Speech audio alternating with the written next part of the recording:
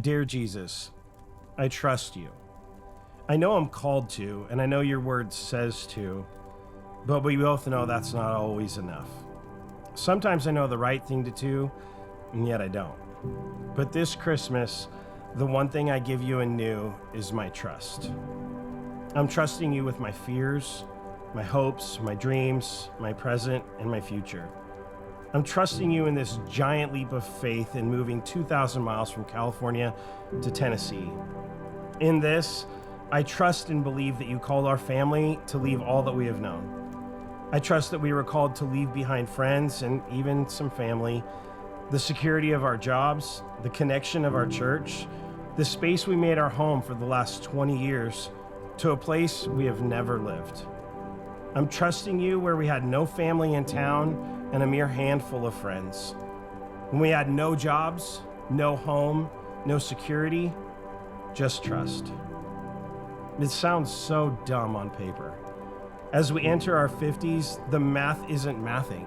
Every financial advisor I have says we should be leaning towards retirement and hedging our bets on the predictable, not kicking the cart over entirely. And yet here we are. Here I am, trusting. It reminds me of the foolishness of the cross that is actually hope for those who believe. Honestly, some days I wonder if I'm the fool or the faithful. And then I'm reminded of all the places you've shown up in my story.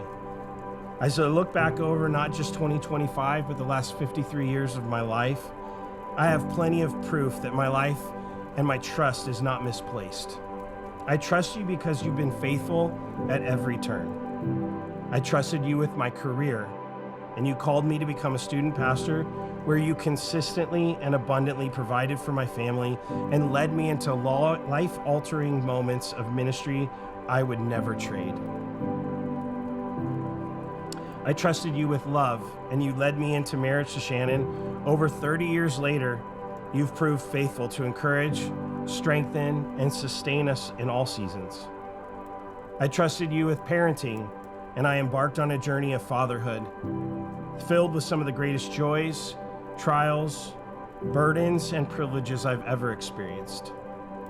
I trusted you, and you invited us into adoption and foster parenting, and you provided all that we needed to expand our family. I trusted you, and you let me walk again as you healed my back. I trusted you, and you healed the relationship with my son.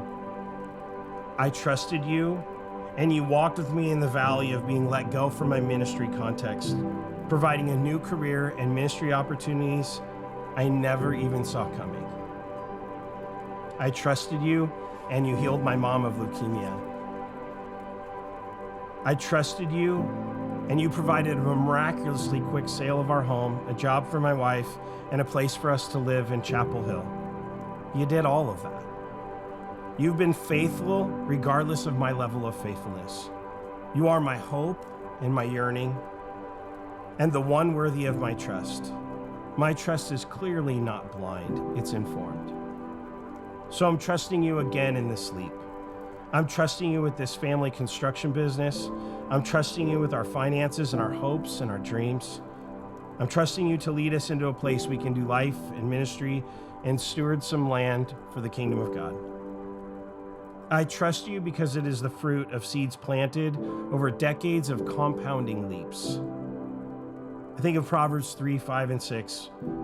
And as a result, it's calling me, and I'm choosing to trust in the Lord with all my heart, not depending on my own understanding, seeking God's will in all I do, so the Spirit will show me which path to take. I trust you today, fully. Merry Christmas.